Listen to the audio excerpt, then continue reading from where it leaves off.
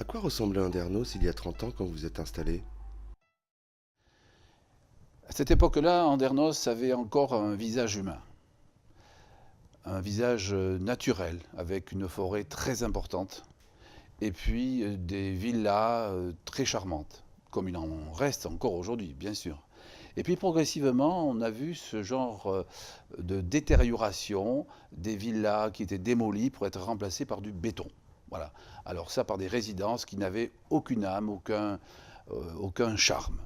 Et c'est ce que je dis souvent, ce sont des immeubles qui sont orphelins, sans logique architecturale.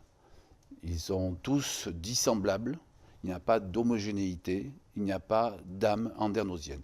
Et justement, en ce qui me concerne, je souhaite vouloir recréer un style andernosien dont on a besoin pour ce paysage qui est un paysage commun. C'est un bien commun, notre paysage. La dégradation du cadre de vie d'Andernos a-t-elle été selon vous inévitable? Ça s'est fait bien sûr d'une façon, je dirais presque sournoise, perverse. On ne se rend pas compte. Le commun des mortels voit le paysage se transformer, il découvre un permis de construire, etc. Bon, il ne fait pas attention. Et puis au bout d'un certain nombre d'années, il se rend compte que sa rue a changé, que sa rue était détériorée, qu'il y a davantage de monde, et que quelque part ce paysage n'est plus celui pour lequel il avait choisi d'habiter à Andernos. Et en ce qui me concerne, c'est cela. Et c'est pour ça que j'ai réagi.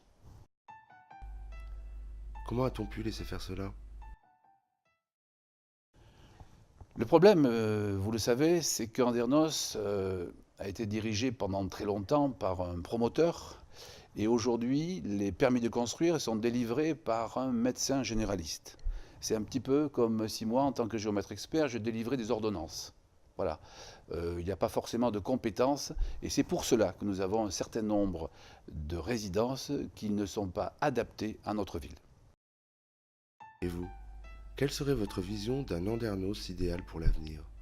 Andernos idéal, c'est que Andernos conserve cet esprit de grand village familial au milieu de la nature. Voilà. Et ce sont chaque mot qui compte. Un grand village, donc on a une ambition. Un village, on reste à échelle humaine. Et au cœur de la nature, on conserve le bassin d'Arcachon, on conserve notre forêt. Notre forêt qui est également une vitrine économique pour toutes nos entreprises. Ce n'est pas que pour les familles, c'est également une vitrine économique parce que le tourisme, comme vous le savez, c'est l'activité numéro 2 après tout le monde viticole et vinicole sur la Gironde. Et notre tourisme, nous en avons besoin. Mais pour pouvoir vendre Andernos, quelque part, auprès de l'ensemble des visiteurs, étrangers et français, eh bien, il faut que cette vitrine soit conservée le plus possible. Votez l'Union pour Andernos avec Joël Confoulan.